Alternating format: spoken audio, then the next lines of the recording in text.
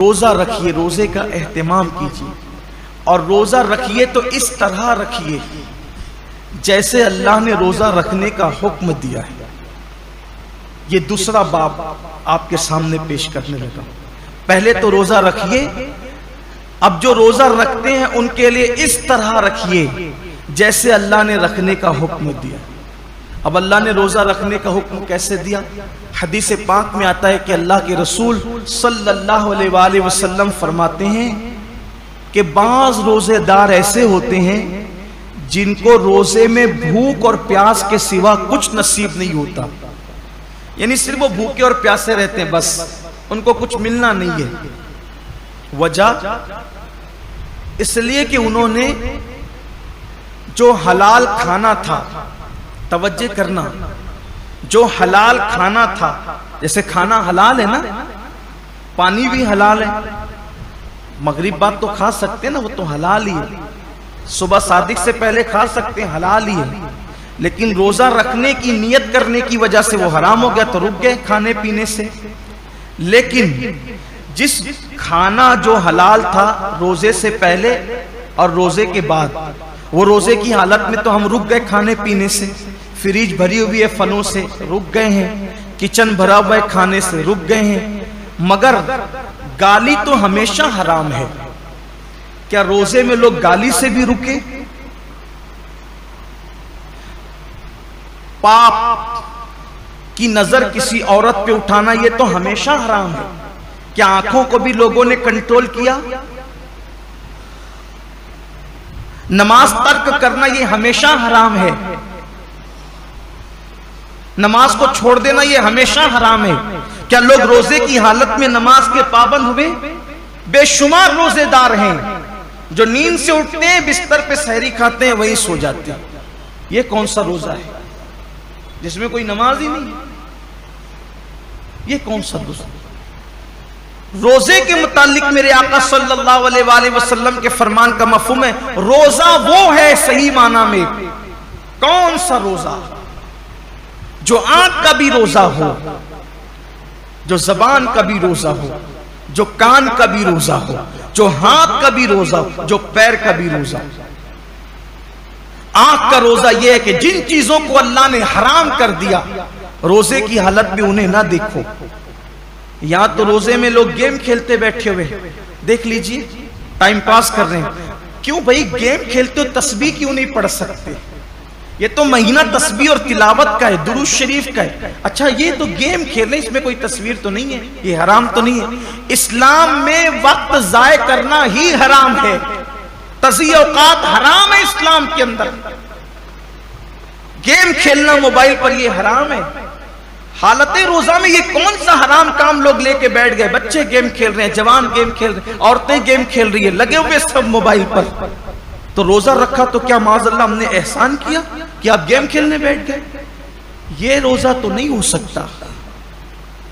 कुछ लोग सीरियल देखते हैं रोजे की हालत में, बल्कि ये रूहानी तरबियत का महीना है कि जब आंखों से पाप नहीं होगा, कानों से नाजायज हराम चीजें नहीं सुनेंगे, हाथ से किसी पे जुल्म नहीं करेंगे, जबान से किसी को गाली नहीं देंगे, झूठ नहीं बोलेंगे, गीबत नहीं करेंगे, पैर से हराम जगह चलकर नहीं जाएंगे, तो एक महीने के अंदर यह रूहानी तरबियत होगी। तो जब रमजान शरीफ तो चला जाएगा लेकिन ये नेक आदतें इंसान में बाकी रह जाएगी। इस तरीके से इंसान की जिंदगी बदल जाएगी। ये महीना बदलने के लिए आता है, ये महीना इंसान को तब्दील करने के लिए आता है, ये महीना इंसान की जिंदगी में इनकलाब बपा करने के लिए आता है। अब जबान झूठ बोल ही रही है। कुछ लोगों का तो रोजा उस वक्त तक मुकम्मल ही नहीं होता जब तक वो दो चार लोगों से झगड़ा ना कर ले। बड़ा नाजुक होता है कुछ लोगों का रोजा, यानी उनका दिमाग चिड़चिड़ा हो जाता है रोजे के अंदर, इससे लड़, उससे झगड़, उसको गाली दे, उससे ये हालत होती है। रोजा ये नहीं। अल्लाह के रसूल अलैहिस्सलाम फरमाते हैं अगर कोई रोजे की हालत में तुमसे झगड़ा करे तो उसको कह दो कि भाई मैं रोजे से, मैं अपना रोजा खराब नहीं करना चाहता। रोजे में झगड़ा नहीं होना चाहिए, रोजा नहीं है। अब आपके सामने बताऊं, ऐसा रोजा रखो कि खाने पीने के साथ आंख पे भी कंट्रोल हो, जबान पे भी कंट्रोल हो, हाथ पे भी कंट्रोल हो, पैर पे भी कंट्रोल हो, सोच पर भी कंट्रोल हो।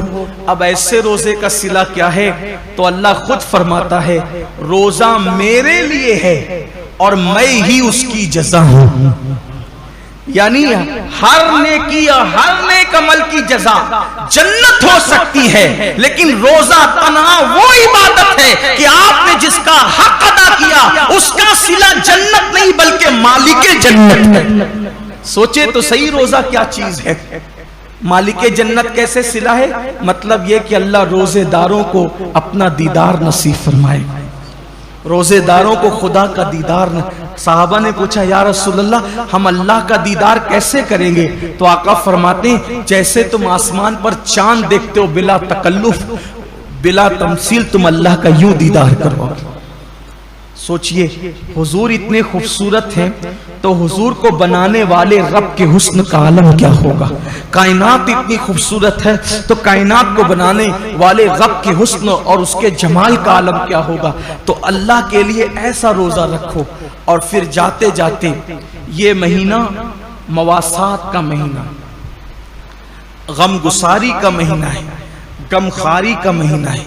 मवासात का मतलब, गमगुसारी का मतलब, गमखारी का मतलब एक दूसरे का ख्याल रखो, एक दूसरे का ख्याल रखो, नुमाइशी तौर पर नहीं, हकीकी तौर पर एक दूसरे का ख्याल रखने का मतलब, अगर कोई हाजतमंद नजर आए उसकी हाजत को पूरा करो, कोई तकलीफ में नजर आए उसकी तकलीफ को पूरा करो।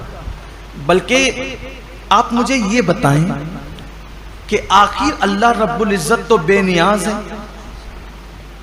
जिनके घर की फ्रीजें भरी है, किचन भरे, उनको भूखा रहने का हुक्म क्यों दिया?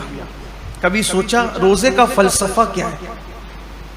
कि दिन भर तुम्हें भूखा प्यासा रहना है, सब कुछ है फिर भी भूखा प्यासा रहना। जैसे कुछ नेकियां, कुछ इबादतें खास मालदारों के लिए रखी है, वैसे कुछ इबादतें अल्लाह गरीबों के लिए रख देता। जैसे कुर्बानी मालदारों के लिए है, ज़कात मालदारों के लिए है, हज मालदारों के लिए, ये इबादतें तो मालदारों के लिए मखसूस कर दी।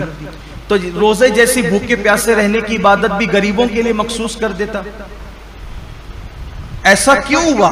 सब रोजा रखो, सबको भूखा प्यासा क्यों रखवा रहा है? और वजह यह है कि मालदार लोग 11 महीने पेट भर के हलक तक खाते हैं, तो उनको पता नहीं होता है कि भूखों की भूख क्या होती है।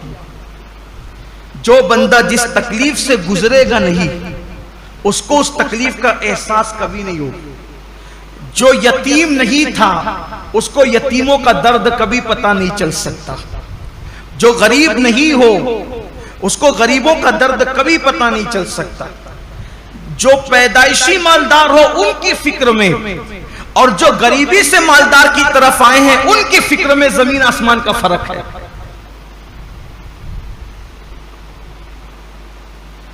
एक मर्तबा का वाकया है कि कुछ गरीब काफिले गुजर रहे थे मालदारों की बस्ती से। कुछ गरीबों के काफिले गुजर रहे थे मालदारों की बस्ती से, तो वो नीचे की पड़ी हुई रोटियां उठा उठा करके खा रहे थे। तो मालदारों के बच्चों ने उनको देखा तो अपने बाप से पूछा कि ये लोग नीचे की रोटी पड़ी हुई क्यों उठा के खाते हैं? तो बाप ने जवाब दिया, बेटे इनको रोटी नहीं मिली इसलिए ये रोटी उठा के खाते। तो कहा, अब्बा इनको रोटी नहीं मिले तो इन्हें चाहिए था कि दुकान से केक खरीद लेते। अब उस बच्चे को क्या पता कि जिन्हें रोटी नसीब नहीं वो केक कहां से खरीदेंगे, लेकिन उसकी सोच थी चूंकि वो मालदार घर में पैदा है। तो जो गुर्बत, इसीलिए अल्लाह ने अपने महबूब सल्लल्लाहु अलैहि वसल्लम को यतीम पैदा फरमाया। इसीलिए अल्लाह ने अपने महबूब सल्लल्लाहु अलैहि वसल्लम की परवरिश गरीब घर में फरमाई। क्यों? कि महबूब को ऐसी गुर्बत से गुजारो और ऐसी यतीमी से गुजारो, क्योंकि जो गरीबों का मावा और यतीमों का मलजा बनाकर भेजा गया हो, जब तक इस मंजिल से गुजरेंगे नहीं तो वो हकीकी दर्द का एहसास जो एक गरीब को गुर्बत की वजह से हो सकता है, एक यतीम को यतीमी की वजह से हो। इसीलिए तो अल्लाह के रसूल अलैहिस्सलाम यतीमों को देखते थे तो आंखों में आंसू आ जाते थे। क्यों? इसलिए कि हुजूर खुद यतीमी से गुजरे थे, वो दुर्र यतीम थे। आका फरमाते मैं उस माँ का बेटा हूं कि मेरी माँ धूप में सूखा हुआ गोश्त खा करके जिंदगी गुजारती, और मेरी माँ को मैंने सूखे टुकड़े खाते हुए देखा। अल्लाह के रसूल अलैहिस्सलाम ये फरमाते। तो ये रोजे जो रखाए जाते हैं 1 महीने तक, उसकी बहुत सारी हिकमतों में से एक हिकमत ये भी है, 11 महीने तक पेट भरकर खाने वालों जरा 1 महीने भूखे रहकर देखो कि दुनिया के अंदर जो कौम रोटी के टुकड़े को तरस रही है, आखिर भूख किस चीज का नाम है, ताकि उनकी भूख का तुम्हें एहसास हो।